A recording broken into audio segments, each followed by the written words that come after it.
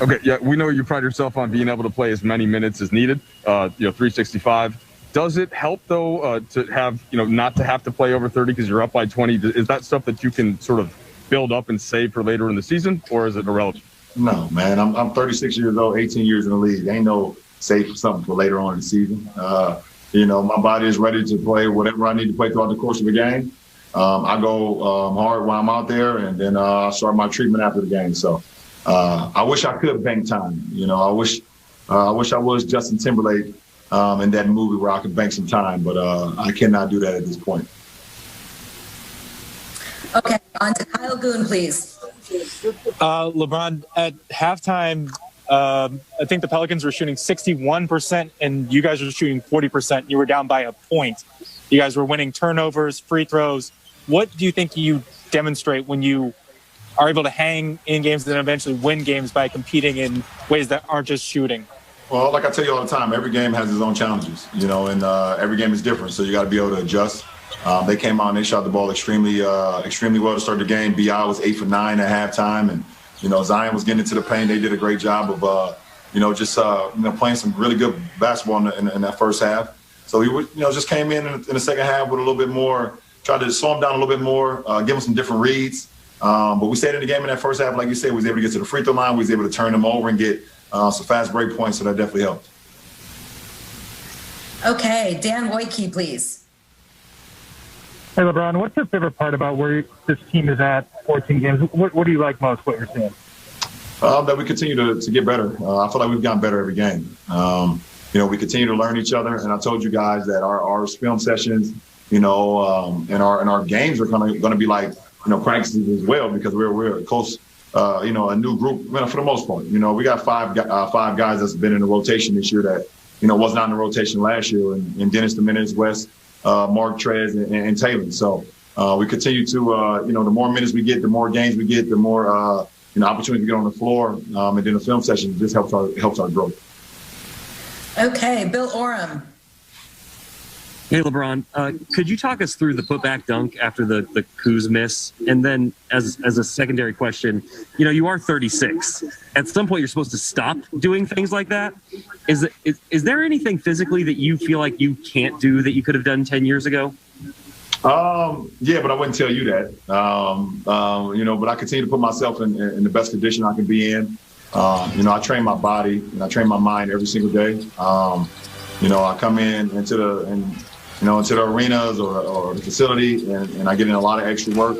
Preparing my body, preparing my mind, and hopefully I can continue to do what I'm doing right now at 36, and see what happens. But I tell you, I don't think that I can go to 46. We can go from 26 to 36, but I don't think I can go to 46. And I also don't think my wife would like that. Pretty much, she wouldn't like that either. Okay, Dave McMenamin. Another one? LeBron, this is I think the second highest 3-point percentage of your career thus far. I mean, we're only 14 games in or whatever. You made a couple tonight. You go perfect from the free throw line. Earlier in the week, Frank Vogel said you're the best shooter on the team. There is a guy on the team tonight who moved up the top 10 list of all-time three-pointers for the Lakers and KCP. Are you the best shooter on the team? Have you ever been the best shooter on a team before? And where does KCP rank in that conversation?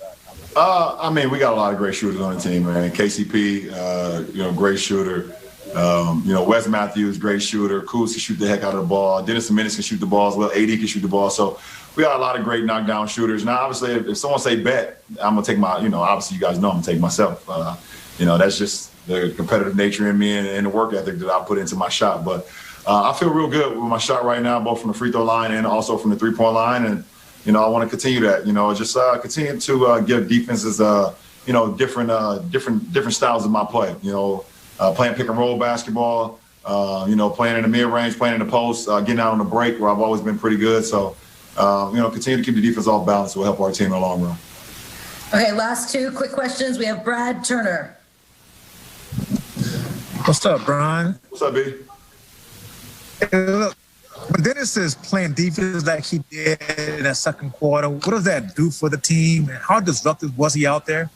I mean, you saw the energy, man. And, right now without fans in Staples Center, which we miss so much, man, just having a defender like Dennis Dominguez did, being able to pick up full court and get like 2 or 3 consecutive steals or deflections to get us out on the break, get us into it got us right back into the game. So, big time on his part, man. He's been doing it all year for us. And, it takes the offense, opposing offense out of a lot of stuff that they want to do, either coming out of timeout, having a set play. We're able to disrupt that and disrupt that with Dennis being on the ball and, just leads to a lot of energy for our ball club.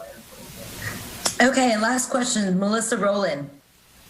Hey, LeBron, I have an off-the-court question for you tonight. You've obviously been very outspoken for a long time about politics and social justice. I'm curious if there was a particular moment where you said, enough's enough, I don't care who I alienate, after something specifically happened where you're like, that's it, I'm speaking out. I believe when I was in Miami, it was a Trayvon Martin situation. Just hearing about that story, having 2 sons of my own, and thinking if I send my kids out to the store and they never returned. And then the information that I got back was the information that I heard in the Trayvon Martin case, how heartbroken, how mad, how disappointed I would have been, not only with my community at that point in time, but with the police, the policing, either if they had a badge or not, the neighborhood watch or whatever the case may be during that point in time.